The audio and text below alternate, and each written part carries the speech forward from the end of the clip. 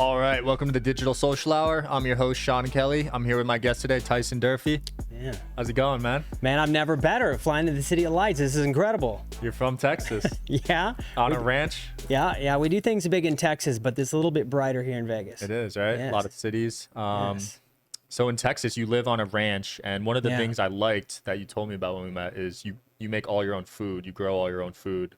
Yeah. You So, don't go to the groceries. well, I mean, you're going to have to go to the grocery store for some things, Yeah. but like all of our own eggs, we raise all our own beef. Like it's very much a sustainable lifestyle. Right. You know, if for some reason the world were to come to an end or to cease and you couldn't get food, like cowboys and farmers would probably live the longest because we have our own little community and we raise all the food. So it makes it a lot easier. So would you call yourself a cowboy? 100%. Hands down. That's what I've been most of my life. Okay. I have an odd childhood, but Let's hear about it. Well, ironically enough, you see the cowboy in pink right now. Yeah. And I've been writing for breast cancer awareness for like 15 years Nice. professionally. But when I started out, my parents got divorced. Like my childhood was crazy, a lot of like, drama, addiction, certain things. And I lived with my mom in the inner city in Kansas City. So at a young age, I was like MC Hammer Pants, like Snoop Dogg, Dr. Dre, and that was like my whole childhood. Right. But on the weekends, I would go see my dad, and it was like city kid to like farm boy. Okay. And it was like this back and forth, back and forth, back and forth. It got to where I was just running like with all the neighborhood like wannabe, gangs, and I was just falling behind in school. I was totally a terrible student. And my dad was like, that kid's gonna come live with me on the farm. And my mom was like, I can't handle him anymore. So that's where I went. And so for the first 10 or 11 years of my life, all I wanted to do was be a gangster. And then I went to the farm and I was like, I didn't have any way to be that. It's like, you're a farm boy. Wow. And That's a that total was, change. yeah, no, it was a total change. And from like 11 to 14, I lived with my dad on the farm. From 14 on, I've lived by myself. From 12 years old on, I supported myself 100%. Bought my own food, Whoa. did my own thing, bought my own clothes, had my own little businesses. Okay. I've always been an entrepreneur from day one. And it taught me self-reliance. At 14 years old, my dad would leave the ranch and be like, hey, I'll be back in a couple of days. Take care of it. I had like hundreds of lives depending on me, cattle, horses, depending on me to feed and water and take care of them. I think that's one of the greatest things as a cowboy is like, you have to have a reason to get out of bed in the morning, Right. right? If I don't get out of bed, those animals don't eat. And it's unacceptable in my community to sleep in till like 10 or 11 o'clock and just get up when you want to because they're waiting on you. Interesting. And those who know cattle know that when they need medication, they need it in the morning. If you wait till noon, they may not make it. Interesting. So, yeah. Wow. So what's different from the modern day cowboy compared to past cowboys that you see on TV Yeah. and stuff? Yeah. So maybe some of the folks that watch Yellowstone, it's one of the largest television shows in America right now. And it's really brought alive the cowboy culture again. And the thing about it is ranches and cowboy culture, as far as numbers of people who want to be cowboy, is getting bigger. More people like cowboy. It's cool again. It's popular and mainstream. But the ranches, the big ranches, the 10,000, the 15,000 acre ranches, they're going away. Because back in the day, you used to could buy a ranch and support your lifestyle, feed your family, pay off the ranch, make the mortgage payment by the production of the animal. Can't do that anymore. You have guys like, take a look at Bill Gates. Bill Gates is buying up all the farmland in America. And I have my own conspiracy theories of why this is happening. But you have a lot of business people that are coming in, buying ranches because they have the capital to do it and they want to live out that John Wayne childhood dream. Right. And so it's made the actual working ranches smaller and smaller and smaller. Now the guys that actually take care of the animals are still the cowboys, but the owners a lot of times nowadays are getting less and less and less. Interesting. Yeah. So you're the world rodeo champ. Congratulations. Thanks. I want to Appreciate hear it. the story about how you got into it and how you became the best rodeo person. Yeah. So in my industry, my dad was like Floyd Mayweather's dad, just to draw a comparison, because a lot of people may not understand the sport of rodeo. In the sport of rodeo, you own the equivalent of like a gym or a training facility, which is what my dad did. And it was an indoor facility, which meant like weather, rain, sleet, snow, you could still train, you could still practice, which 30 years ago was like pretty much non-existent. Not a lot of those around. So people would come and train with my dad. Well, I grew up in that environment. So I had to eat, sleep, and breathe being a rodeo competitor or be basically an outcast within my own family.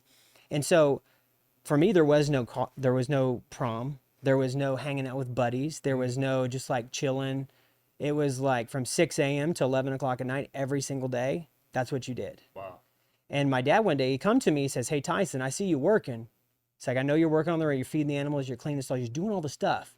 He said, "But I don't see you working on your craft as much as you should be." I'm like, "What do you mean, Dad? I'm working." He's like, "Yeah, you're doing all the busy work. Like people in life have busy work." He said, "But you're not doing what will move the needle ahead." I said, "All right, Dad, what do you expect?" He's like, "Well, you live on your own. You figure it out." So every day from that point all through high school, it's 4:30 a.m. I got up, trained for an hour and a half, then fed all the animals, then went to school, Wow. got out of school, then did what was called like horseshoeing, like clipping the feet for people around. It was my first business. Okay. So And you have to cut their nails? yeah, basically clipping the nails of the horses. I didn't know they had to do that for Yeah, it's just like clipping your toenails, but I could make like $50 in an hour doing it in Whoa. high school. That's a lot at that age. So I'm like, I would go do that for a couple hours after school, make me 150, $200. Then I would come in, I would train until like 11 o'clock, maybe midnight, and that would start the day over. Like my whole high school career was like 4 or 5 hours of sleep. Crazy. It's crazy. Yeah, I just went home after high school.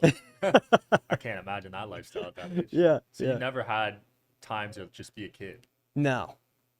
My parents got divorced very young. My dad is very rock hard. Like maybe a lot of folks can picture like John Wayne or Clint Eastwood. That was my dad. I've never seen my dad without like a long sleeve shirt, boots, cowboy hats, chewing his mouth, like Right. hardcore cowboy, shake your hand, firm, look a man in the eye. Like that was my dad. And so I had really no choice but to take responsibility at a young age. Right. I don't know how, but somehow I correlated like effort and hard work and focus into success. And then I treated my sport as like my way out Interesting. because we had nothing. We were very poor. Matter of Right. fact, when my mom and dad moved to the farm that we had, they moved into a barn on a dirt floor. My Wow. mom was pregnant with me living in a barn on a dirt floor without running water. Whoa. And so that's the environment I grew up. I looked at it as like, this is my way out. This is my way out to a great life, to have the money, to meet people like you. If I don't have this title, I don't meet you. Right. So I would encourage everybody, like, find your passion and work your tail off. Yeah, I want to talk about the money aspect in rodeo. So Yeah. even though your dad was like the Floyd Mayweather rodeo, he wasn't making enough to pay for the bills. Yeah, so he would be the trainer. Okay. He was like Floyd's dad. Got it. So got he wasn't the Floyd, he was the trainer. it. Okay. And so back then there was really no money in it. It was a passion sport. I mean, take a look at like football in the, in the 30s and 40s. There really wasn't any money in it. Same with rodeo back when I was coming up. There was no money in it. It isn't until like the last 10 years where you can make $500,000 a year doing it. Right. And so he loved it. He loved training horses. He loved the lifestyle. All he ever wanted to be was a cowboy, and it was his avenue. And he worked 18 hours a day just to break even. Like the wolf was always knocking at the door, which is not healthy because to medicate that, there was no like, hey, maybe you need to talk to a therapist. It was like, hey, have something to drink, and get over it, cowboy. Like rub some dirt on it, toughen up. And that's really not the right way to look at things. Right. Yeah. So rodeo, very interesting sport. I mean, basically when you're you're trying to last as long as you can, right? Yeah. So there's 7 events in rodeo.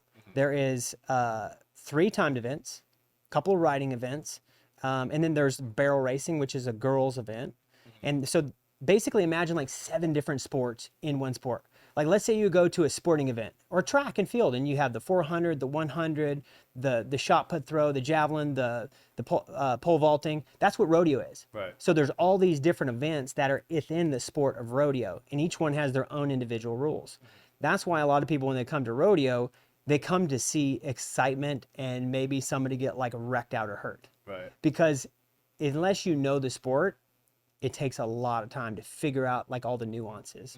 We're not like Neanderthals just like jumping on a bull or throwing a horse. Like I've got 34,000 hours of practice doing what I Whoa. do. 34,000 hours. Crazy. And Malcolm Gladwell's book, he says a professional has an average of 10,000 hours. Right. So, do the math. Like, So what's the longest you've lasted on one of them? Yeah, so I started out wanting to be a bull rider. My Right. dad was a bull rider and a tie-down roper. Okay. So bull rider is the guy that rides a bull, and the bloopers videos you see on Yeah, YouTube, yeah. somebody just getting wrecked out. That's what I started out wanting to do. Was my dad was both. When I was like 13, my dad was like, "Hey, you need to pick one, and that's it." He's like, "I wouldn't ride bulls because there's no money in it. And you'll get really hurt." He's like, "You should be a roper."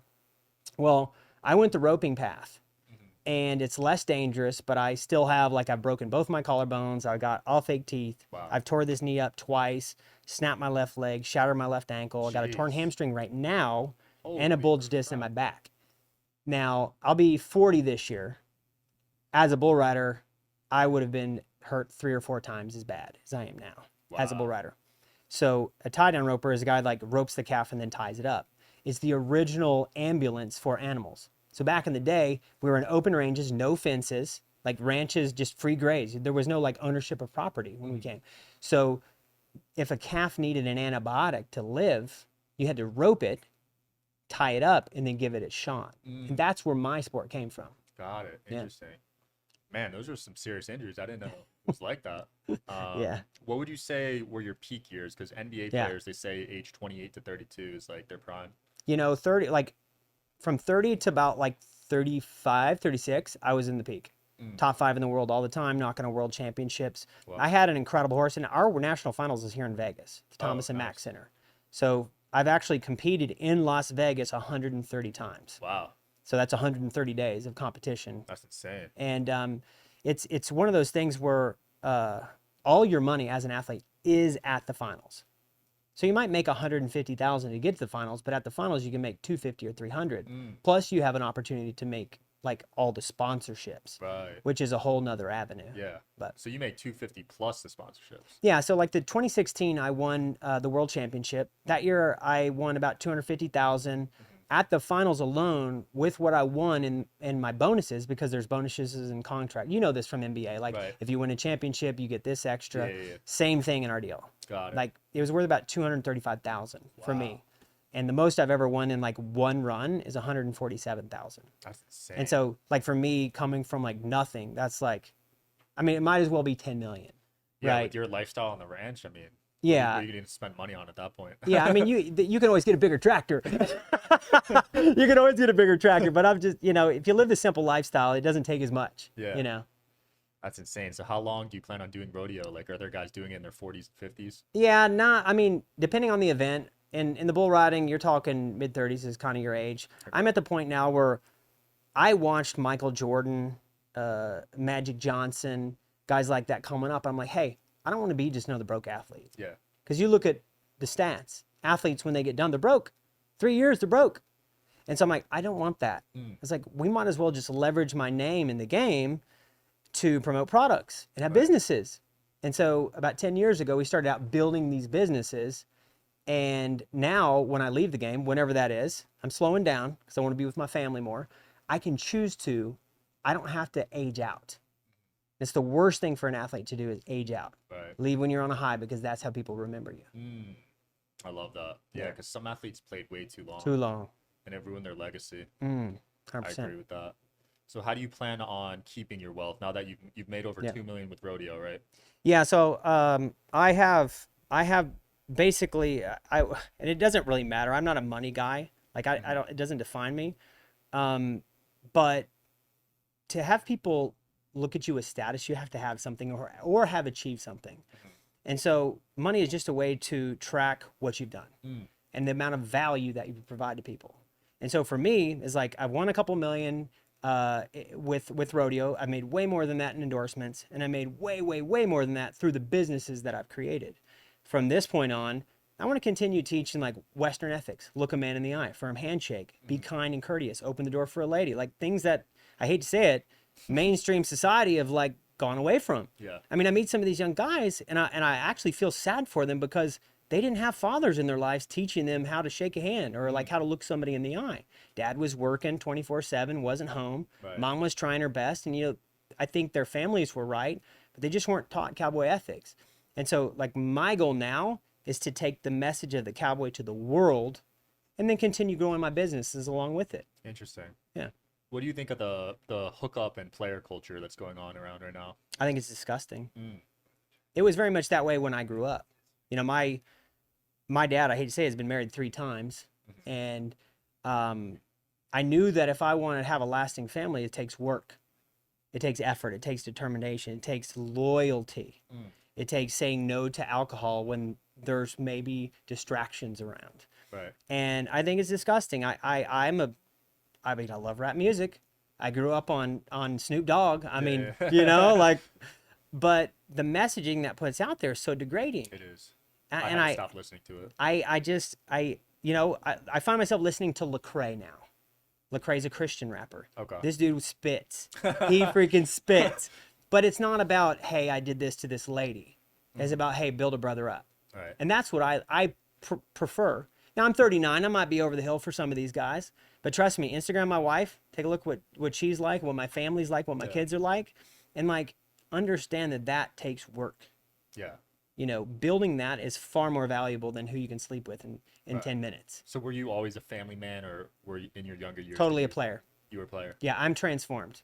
Okay. Like, I was totally a player. In my 20s, the only thing that I ever seen growing up was, like, I seen pornography at 6 years old. Whoa. That's 6 years terrible. old, I was introduced to it. That's crazy. Yeah, mom and dad split up. I was raised on Playboys and Hustlers, the magazines. Yeah. In an environment where there were no females. It was all men on the ranch. So dirty jokes, drinking whiskey, you know, how tough you are, who beat who up. Like, that was what I was raised with. Got it. And that was 100% wrong. 100% wrong. It wasn't until I met my wife, I said, this is an incredible human being. This is who I want to spend the rest of my life. Okay, what does that look like? I had to stop looking at those distractions and start thinking, like, hey, I need to model it after this couple that's been together 40 years. So I go up and I ask them, I say, hey, how you been together for 40 years? Son, let go of your pride. Let go of what you think you need to be a man and live your life in an act of service and love for your family. And you'll never have a problem. Wow. Yeah, that's interesting because, like, a lot of people I grew up with, they would say you're like a loser if you didn't get with a bunch of girls. Exactly. Like the number. You remember like, I don't know if you guys had number. In high school, it was like, how many? Yeah. Like, what's the number? Yeah. That's so stupid. It's so stupid. Because you know, you feel kind of pressure to just get out there and hook up with a bunch of people, but that's not what everyone wants. The first time I was ever with a woman was the worst experience of my life. Really? Yeah, it ruined it for me. Why? Because it was 100% pressured. It was at a party. There was tons of people around. And I just did it because I thought that's what I was supposed to do. Not knowing that behavior would crush the emotions of many people to come. Wow. How And it was so? stupid because a man, he wants to conquer. He wants to feel empowered. He wants to feel strong. Yeah. A woman just wants relationship and to be secure. That's what she wants to know. She's got a guy that she can count on forever. And when they give that away to somebody, they're looking for that partner. The whole thought of this TikTok, shake your butt to get views, is degrading American society. Right. It is. Because think about that. These girls at 13, 14, 15, 16 years old doing this shake, and then they have some 40-year-old dude or 50-year-old dude like sending them presents for doing it. It's reinforcing that behavior. Now, what does that girl grow up to be? She thinks her self-worth is what she can shake. What happens when she doesn't have anything to shake anymore? Right. She thinks she's worthless. She hasn't found that love and that connection. Right. And men who think that all they need to do is just wheel in there and, you know, do what they want, it's disgusting, and it shows a low competency rate for their brain. Right. I have 2 daughters. What I wouldn't- ages? I have a 2-year-old son, a 4-year-old daughter, and a 6-year-old.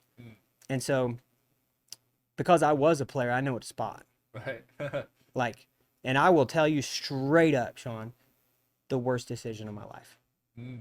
I wish I would have met my wife young. Like what you have, that's real. And I get emotional about it because you need a ride or die. You need a woman that's willing to just stick by you, whether you have 10 million bucks or that she'll sleep under a bridge with you.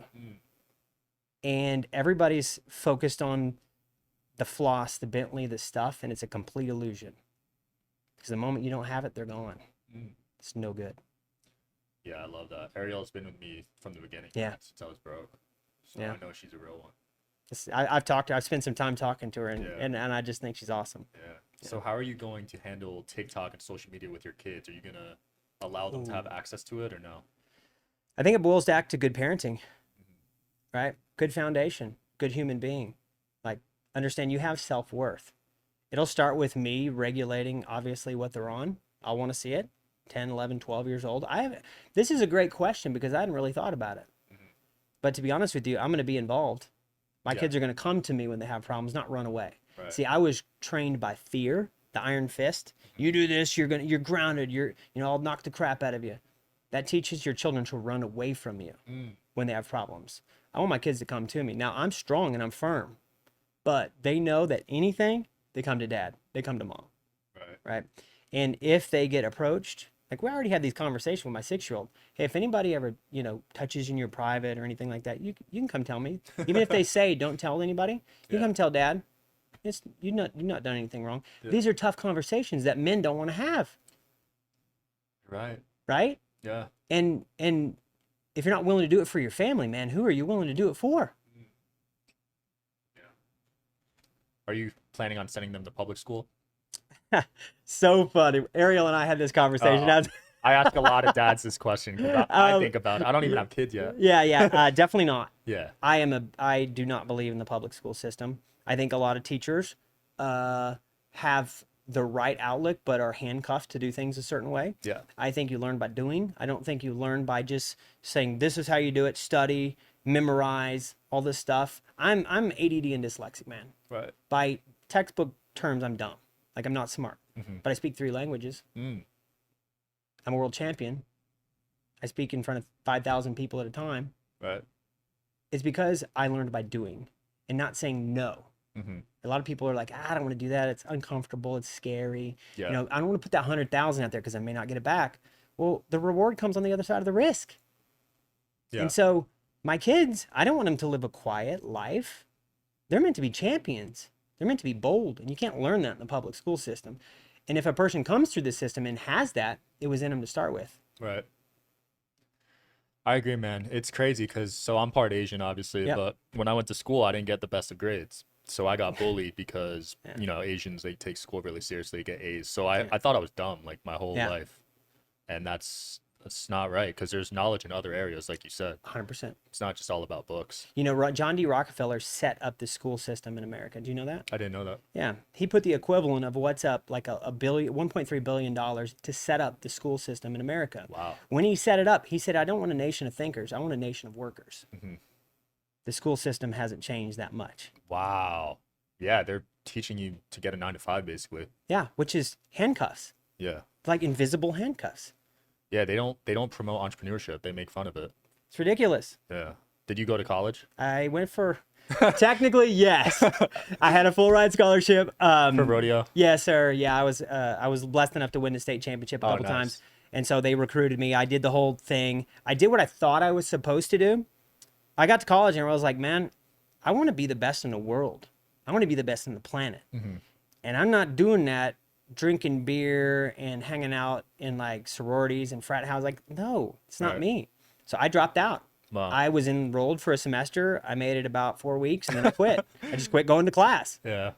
Simple as that. Yeah, I lasted about a year or two.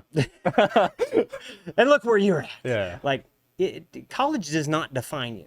If you think that you have to go to college to be successful, you're living a dream that your parents have fed you or somebody has fed you. You're not thinking for yourself. Now, on the flip side, if you want to be a doctor and serve humanity or do something amazing, go to college. If you don't, if you're meant to be a media person, if you're meant to invent a technology that's going to go crush it and change the world, freaking do that. Yeah. Elon Musk says it the best.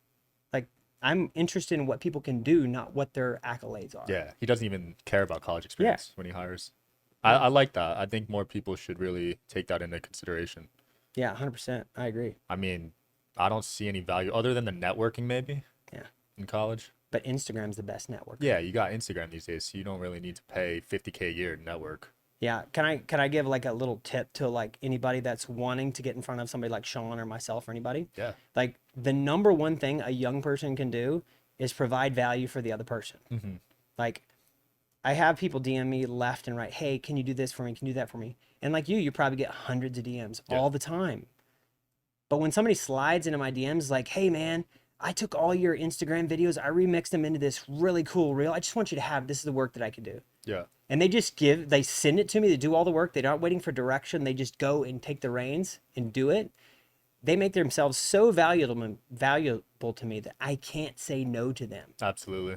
And so for a young person or anybody out there, like if you want to get to network people like this, go to Sean's IG, go to my IG, go to anybody you look up to, create a badass reel, like make sure it's badass, and send them like 5 of them.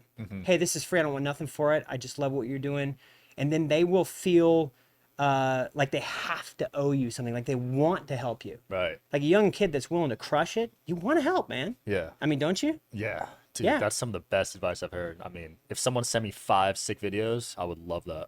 Because the pain, right? Yeah. It's not easy to produce and do what he's doing, you guys. So that's just one way. Make yourself so valuable that the influencer, the important person, cannot say no to you. Yeah.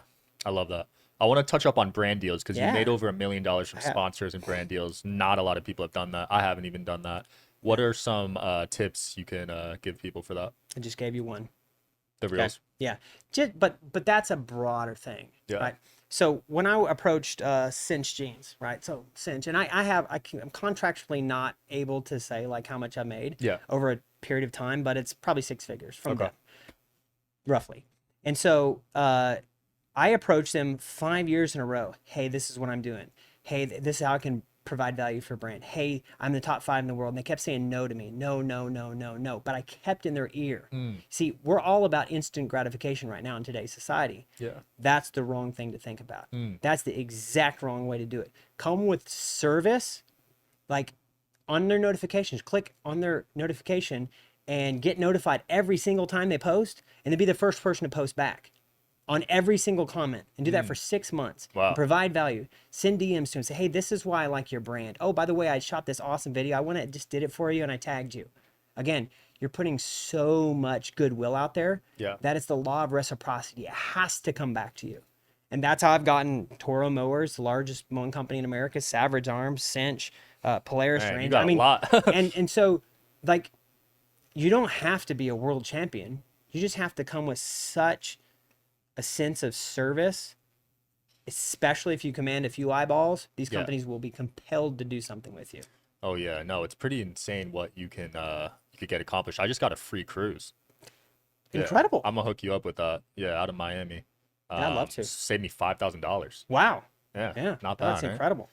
But Tyson, it's been a pleasure, man. We got to wrap this up. Any Yeah. closing comments or where people could find you? Yeah, IG, Facebook, but I want everybody to know that, like, you're special. You may not come from where I come from. You may not come from the Western lifestyle, but you have unique talents and abilities that's built inside you that God gave you for you only. And it's up to you to develop them. And just know that, like, you can be the Sean, you can be the Tyson, you can be the Floyd, you can be the greatest version of yourself, and never let anybody ever tell you you can't. I love that. Digital Social Hour. Thanks for tuning in, guys. I'll see you next week.